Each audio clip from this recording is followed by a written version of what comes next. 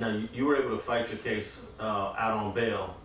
When you got out... I was going to fight it out on bail, but the time, I'm thinking I only stayed out for like 4 or 5 months because they called me to go back in. When they called me to go back in, I didn't think we was getting sentenced then. And they, no, you've been out long enough, and they snatched me. But in the meanwhile, while all that's going on, I end up, because Maxine was really helping me, I ended up, working at her office. She had put me a table in her office, and the head of the CIA coming down there to talk to the people of Watts.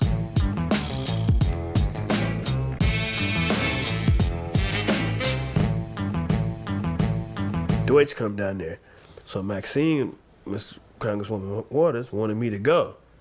But nobody know I'm out, so she just had me sitting in the back, and I'm listening to this shit, and he was talking about, there's no evidence that the government supplied them with drugs. An investigation going on. But they had just told us the investigation was over, and it wasn't going over, and we was going to jail. And people was outcry, the government sold drugs to these dudes, they shouldn't go to prison. We thought it was really a movement. And then all the stuff just shut down and shit, it got bad. Did Gary Webb think that you guys may be released? Yeah, Gary thought we were jail. He said, y'all coming home. Because he had more information. He was writing another book, so all of that stuff just was, happening. We really thought it was, no way. And if you read all the stuff that we had, damn. But the judge didn't let none of this stuff in. Everything that we know now, and she's just no. It was a cold entrapment. Yeah. We couldn't even fight it on them grounds either, entrapment. Sorry to interrupt, but especially from guys that was you and Rick trying to transition out of the game. It wasn't like y'all were in the height of dope dealing. You weren't it was in the at height. the end of the dope. Yeah. We was actually doing the youth center stuff. That's all it was about. Had the youth center, we was building the foundation, and that's when they came. That was the sad part of this. I just won the case. I just did it. I just went through the same stuff a year and a half before this. Gary Webb got murdered. I talked to Gary a week before he got killed. I had a conversation with Gary. And Gary always told me that he was never going to do that. If that happened, I had conversations with him about this stuff. And he said, Chico, I just want you to know I'm never going to kill myself. I spent a lot of time with Gary. He was the Washington Post, LA Times, and New York Times wanted this story. Gary didn't want to get a story to them. They wanted to break the story first. And they told him if they didn't get the story, that they were going to write something totally different. And they did. Once that story came out, they wrote a 3-part series saying the opposite of what happened. And it was the craziest thing ever. Here he came out with this stuff, talking about, and everything he said, they disputed everything. First was about the guns, Oliver North, when they had the whole Kerry Commission, and he was saying, the guns was just brought over here, but Senator Kerry then at the time, was talk about the drugs that y'all was bringing over here before the guns went back. They was bringing the drugs over here, and the empty plane wasn't going back empty. It was going back with the guns to the Sandinistas to fight the war in Nicaragua. It's wow, that's crazy, unheard of stuff. But I sat and watched the whole Kerry Commission shit. I watched it, but it was all, they was talking about the guns. But fuck the guns, it was all the drugs that they was bringing over here. Now, Oliver North was convicted of some felonies, but he got all his felonies expunged and whatever. Yeah. And he ended up getting a TV show. His name came up and all that stuff. He was on a TV show with me or something. But I seen this is way out. And you first you hear the story, then when you be part of the story, it's a whole different story. Damn, this really happened. All black people believed it happened. And now it's we got proof that it happened, and then it just disappeared. That's the scary thing about this whole case, how it just disappeared.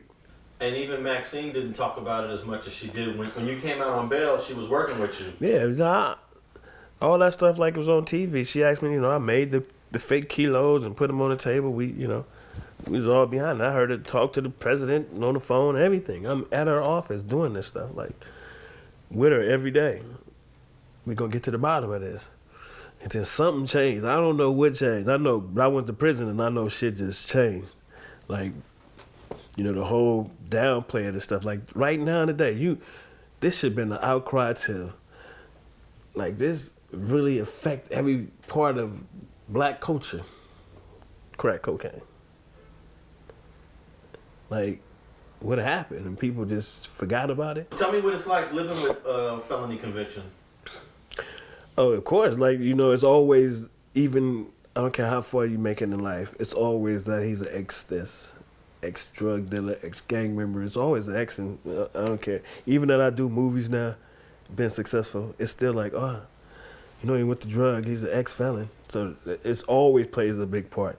Like, I can't go to Canada, stuff like that, because the drug conviction. There's places out the country I can't go. I can't go to Mexico no more. Like, because I had to register as a drug trafficker, and it's different from running as a drug dealer. My thing was going back, I just wanted to tell kids not to get involved in the same stuff that I did. So my whole thing was to open up youth centers. Like, I'm really coming back to the community to open up youth centers, because if I was tricked this easy, I don't want to see them kids go through this shit with the government and all that stuff. So my plan was to open up youth centers and mentor kids. The reason how I got the job at a place called Home, because Robert Greenwald actually bought the rights to the book that was written by Gary Webb. So he wanted to do a movie on the story. And then 9/11 happened. So anything that we had to talk about the government was out the water. They didn't want to hear nothing about no CIA did none of this, because 9/11 had just happened. So the book was like, oh no, we can't do this. So the movie stuff just went away. But what he did when I came home, he like put me in the position to work at a place called Home, because he was on the board over there. Robert Greenwald has done a lot of movies, and that's how I ended up getting into the movie thing with his help, and actually working at a place called Home. I started this program with the mayor and dudes from Compton, Crips and Power. It was called Compton and Power. So we had this going on where we was meeting twice a week, Crips and Power. We started off with, say, 4 of us. I'm the president of the Compton and Power, so putting down programs, and by the end of the day, now we got at least 500 to 1,000 Crips and Pyrus meeting. But at the end of the day, the city promised these dudes jobs, and it never happened. Had big old job forum and all that stuff, never happened. So I decided to start a construction company called X Contracts. That ain't the original name. I just started so I started hiring like 6 Crips, 6 Pyrus. And I just wanted to see if we can make this, is this possible? They can start working together. So it started working together, Crips and Pyrus working together, side by side, eating lunch together. Everything went smooth. And I took that and I showed it to Penny Marshall one day, and she was like, loved the whole idea. And so called Mark Wahlberg. So this thing of building houses became a TV show with Netflix. So we left the houses and started building buildings, youth centers, baseball diamonds, all that stuff. And so now we got the whole city behind us, and then, you know, shit happens, and then the city didn't approve it. That's the terrible part that happened. The 3 people denied the project, not because they didn't, program was great, because they didn't like the mayor of the city of Compton, so it got denied. And actually people end up losing their jobs because the simple fact that I raised this money to bring to the city of Compton with Crips and Pyrus helping each other. For me, I'm just keep pushing. I have a couple of meetings with them or whoever. If Netflix don't do it, I'm just taking it somewhere else.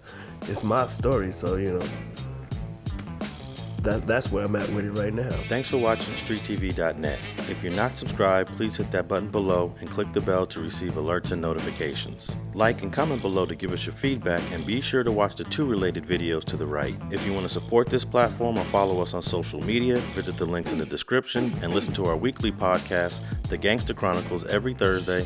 And thanks for watching StreetTV.net.